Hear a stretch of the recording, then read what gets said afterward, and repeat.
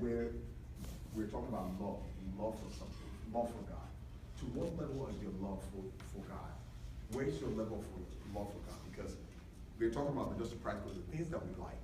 How are we ready to give it up? And that's where I'm going. But if it's something that you're saying, oh, I'm ready to give it up, but it's just something I like, okay, that's fine. Genesis 22 is what you just said to him. I think you should read it. Genesis chapter 22. You can spend time and read it. When something becomes a God to you, you will know when something you're not ready to give up. So when something becomes your identity, other than Christ, if you don't do that, it's like you're empty. Because you are looking at a certain way, you don't buy that. People are rating you. People are rating you based on what you wear. And those costly things. You know that something is wrong with you. Because are you buying expensive things? If you really look at love and look at the environment, you ask yourself, your environment is in total poverty and wretched, and you are thinking about, you know what I mean? As a student, you're looking at a wristwatch for $1,000, or I'm just giving an example. The modesty requires us. There are so many things I can afford today that I'm not keeping. Because I can afford them, but modesty and whom I have become in Christ does not allow me to do those things. Yeah. So, does that answer your question, Uncle George? Just answer. Yeah. I think there's an important question that I want the panelists to address, and this is the question on how should a Christian man relate with females in their fellowship? What are the standards that we can begin to set, as believing men, in dealing with women in our fellowship? There are various aspects to it, but I would like for any of the panelists to take a stab at it. I will take a stab at it as someone who saw good ends.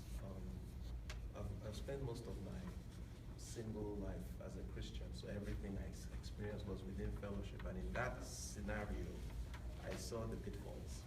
As a man, you will notice something, especially if you're God-fearing and if you are seeking after God. You will notice that desire is extremely attractive, especially in the church, right? I mean, we're not talking outside, we're talking in the church. We are not dealing with outside, because you shouldn't even be talking about that. But in the church, you will notice that there is an attraction, because our ladies love God, and they love when you as a man are, dispensing word, and are godly, and are, living right? But here's the part of a man that is the flesh, our ego, and we like to feed off of that. We like to feed off of the attention. We like to feed off of the fact that, oh, I'm attractive, and part of us wants more of that. And so your relationship, as innocent as it might seem, changes. You are finding yourself going after that thing. It's your heart. What drives the connection to women? What drives that relationship that you are having with this sister, right? Because if you think about it critically, and I want to set the foundation before we get to the steps, right? The step is, what drives the connection between you and a lady? Are you treating her as a sister, right? And as a sister, this is how you know you're treating her as a sister. Bring your sister. How many of us have sisters? Okay. Let's imagine what you would be if you had a sister, right? If she does anything that is somewhat improper, you almost feel like, what's the matter with you? You're not moved. You are almost shocked. What makes someone a sister is that there is that block in that part of me that makes you want me to treat you as a girlfriend. No, it's different. I can almost shut it down. Behave yourself now. What's going on? stop acting. What's the matter? And there is almost that disconnect where you don't feel like you are attracted, right? Now, what this God is saying is act like that, right? Don't allow the emotion to guide your action. And when that emotion is guiding your action, back away. Because you no longer can treat her as a sister at that point.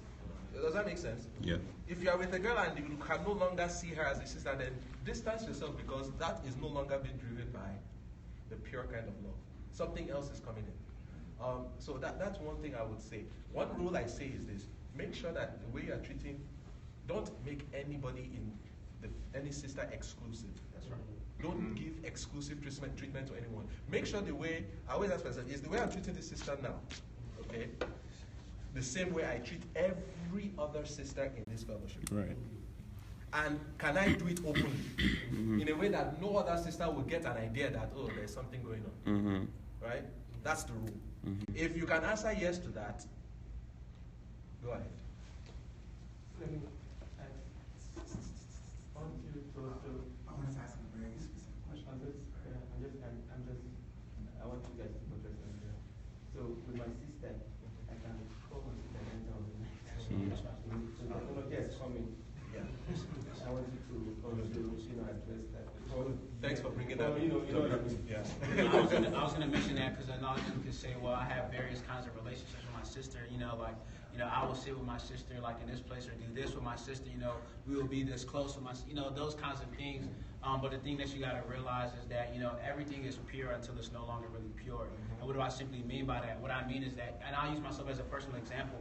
When I am in the midst of fellowship, like let's say we are a co-gender kind of group here, when I'm in the midst of fellowship, and I relate to this one sister here, you know what I mean?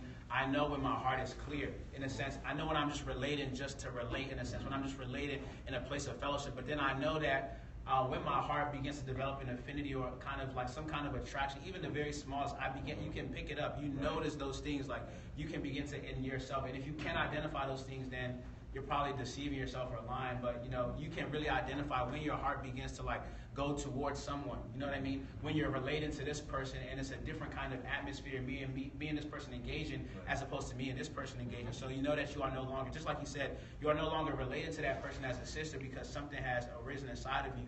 And what I do in those moments is I draw away, in a sense. I begin to intentionally distance myself or disconnect so that those feelings, those emotions can begin to die down. You have to put out the fire or else it's going to continue to grow. And if you neglect it, those are the small thoughts that start off as something very small, but they become revelations to us that, oh man, like I'm dreaming about this person, but you're spending an inordinate amount of time about with that person, and the Bible says that much busyness results in many dreams, you see? And so because you're not putting in you're not doing certain things, you're engaging that person in a way that's not really, you're not having boundaries, you're spending all these time with this person that's causing you to develop some kind of attraction or connection with that person. Or if you're not even developing an attraction, but you are aware of the other person's attraction to you.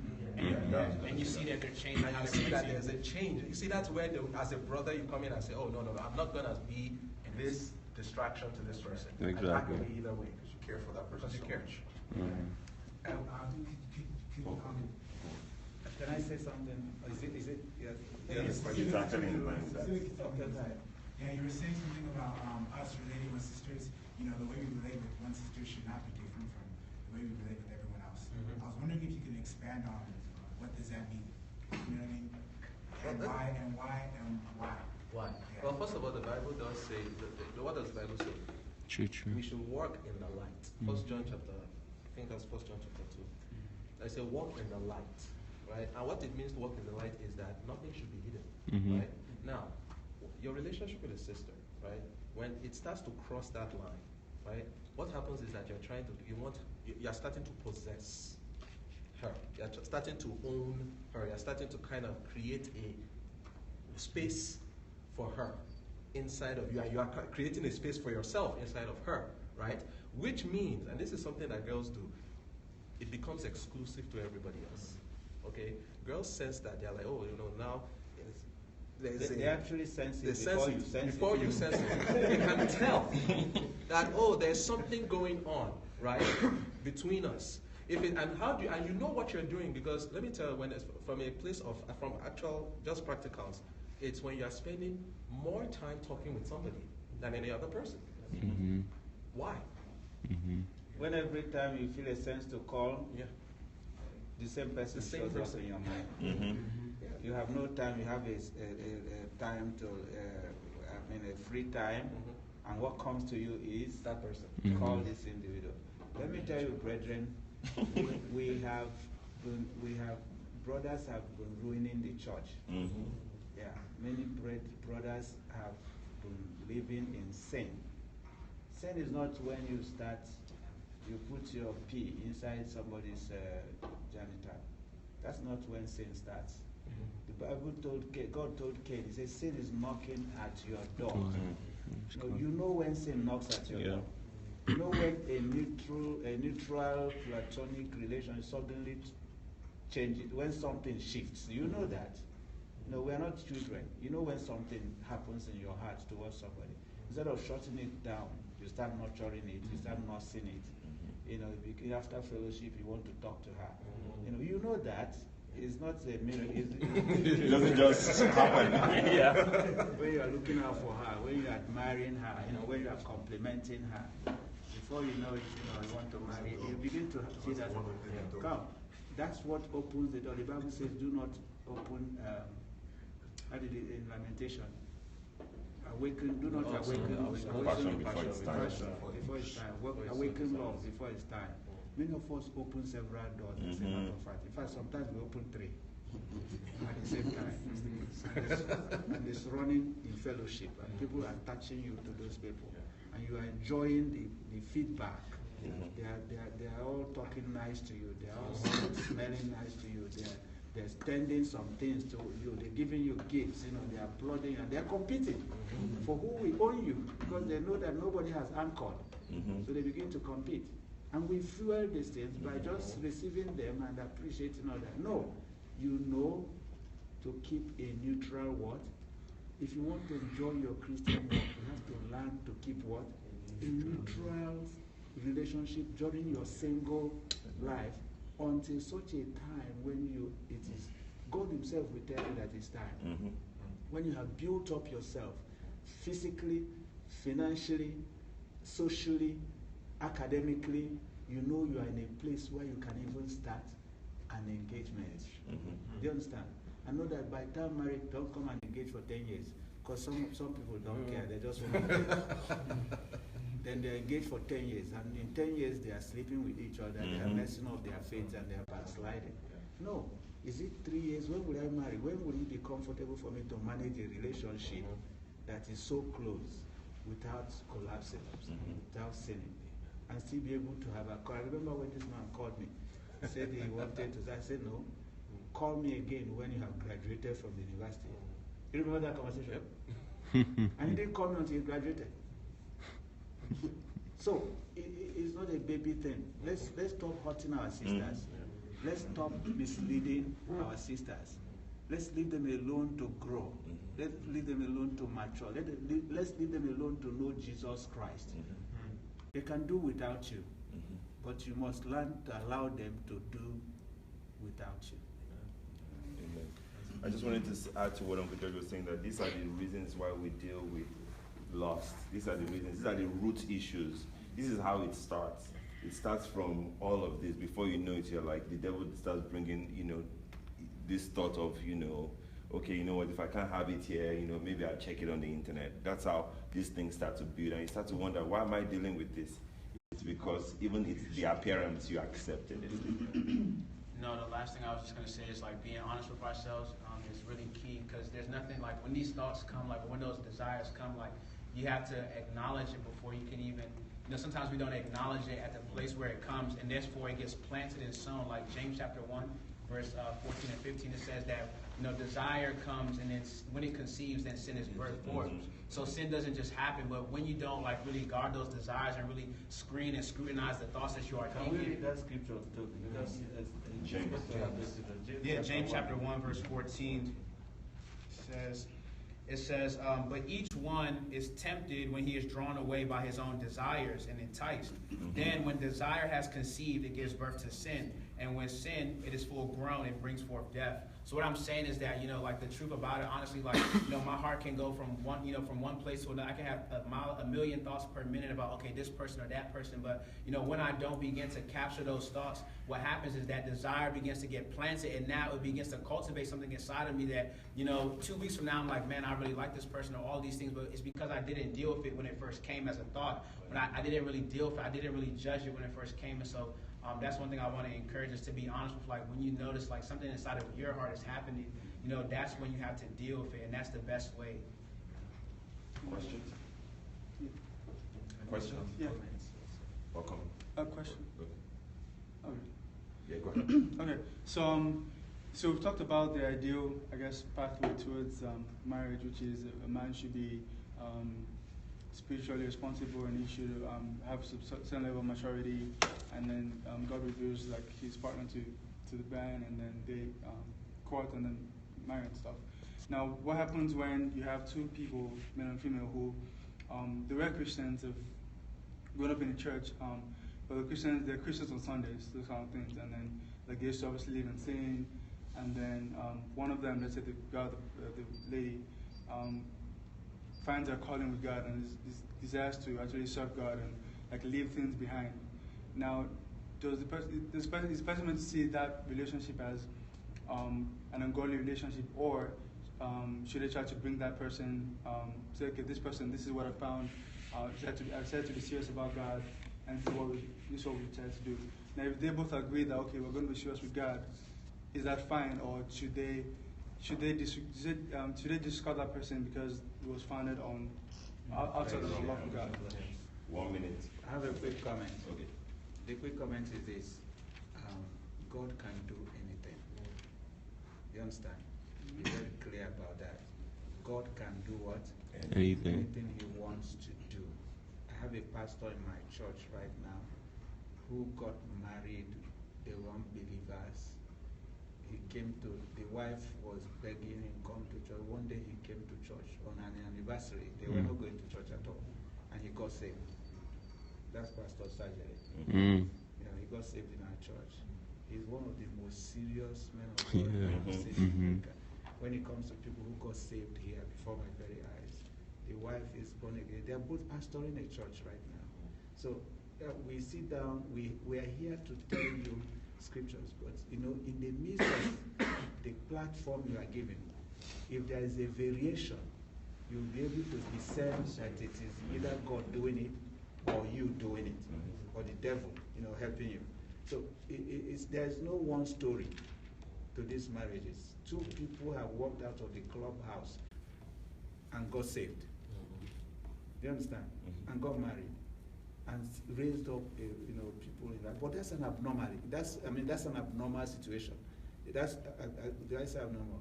That's an exceptional. Yeah, an exceptional situation. You can't make it a standard. You as a believer, you're supposed to follow it the way it's written. But if God decides to do it in a different way, you ask yourself: is it in righteousness? Is it God leading me? In this ministry, I'll be honest with you, people who got saved and walked back to pick up their former girlfriends, they have had difficulties in their relationships. In this ministry, I'll give you examples. I got saved, and then your girlfriend gets saved immediately, because that's what happens. You get saved in the same place as you are, and then you quickly say, God told me that's my wife. You have not even been single to know how to hear God. We have also been in a fellowship where one boy came and got saved instantly in our national conference. Do you know he pulled me aside in the national conference and said, Uncle, what do you think if God has just shown me who I'm married? From altar call. From altar call. He said God just opened his eyes.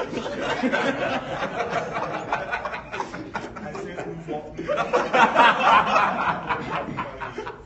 so which way goes is that? I didn't tell you to go and study the Bible after you got saved. Just show you the wife right there. Up to now, he's still backsliding. I've not seen him again. So we will know when God is sowing a seed in our hearts. Uzziah in the Bible, God told him to go and marry Ashawo. Uzziah, prophet Uzziah. Yeah, go and marry. He will discern if it is God that is doing it and not you. So I'm going to take two questions. We have. How many people have questions? Okay. So I'm going to take two questions at once, and you're going to have 2 minutes to answer because we have to leave now. So, yes, and you. You two of you together. So let's say theoretically, Let's say theoretically. Let's say you basically make enough money to live, provide, be that man or husband or father that you are intending to be. And the person that you're thinking about is like has 1 year left of school. What do you do in that situation? Do you You said the person has 1 year life. No, I'm sorry, what? Yeah, 1 year left. No, 1 year left. Oh, 1 year. The person has 1 year left in school. Yeah. So then. The girl. Yeah. Okay. So what do you do in that situation? Do you just wait till they graduate? I mean, I understand as far as marriage, of course, if you want them to be married, you want them to be graduated from school, then you do that. But as far as courtship, do you say, oh, you have to wait till both parents graduate? Honestly, let me tell you what, in my case, I waited until she was done, right? And that's because this relationship thing is hard. It's a distraction. You're reading and then you're worried about if Russell has not called you. And maybe one day you are upset and you just, or maybe you're not even upset, we guys, we just don't call, and the next day that's all over in her mind. And she has an exam the next day. And so that's, I mean, you are there thinking, oh, I'm in a relationship, and you've gone through your whole school period. So here's what I would say. From the very beginning, right, I would say definitely have a mentor, someone who can walk through this with you. And a good mentor will tell you, don't even start the process until both of you are out. But if you have started the process, I would say, okay, wait. And then I would ask you, what's the plan after you get after college? What exactly is the plan? And you're working this with your pastor, with your parents. Have you met your parents? Are you aware? What is the plan? Do you have a set plan for marriage at the time so that you're not waiting for too long, right? And if you don't have a plan, I would respectfully say, take a break. Because that's the point of courtship. You have a destination. You have something you are working towards, right? So I would say, from the very get-go, I would say don't even start until both of you are in a place where it's going to be such a burden that will affect both of you. But if you've started, go on. So let's say they finish undergrad, but then they have school upon school upon school, so they have graduate school. Yeah, so here's the thing, like Femi said, they are done with undergrad. See, the whole thing is that if you love someone, you want the best for them, right? So if them being in school as an undergrad, you feel they're not mature enough, or you talk to a mentor, you feel she's not mature enough to handle it. We have a lot of situations like that where people start 18, and there are some people that are not mature at 25. But when you talk to a mentor about it, they guide you alongside with it. So it's going to be based off whatever circumstance that you deal with. It's on a case-by-case basis. Does that make sense? But you really have to check. And just be practical. My wife is downstairs. We married and she's still in school, correct? And I think it was funny somebody brought up the feminism was very prophetic. Right after marriage, it's not like we were out. we had. She got pregnant. She didn't waste time. From day one, we were already in the mode of kids. That was not a plan. And they're still there. But if, like what Femi said, if God did not help us and we did not have mentors around us, it could have been a tough, a different story. But God has matured us. One of the things I've told many people is that marriage, people always try to do marriage and say, okay, yes, this is the person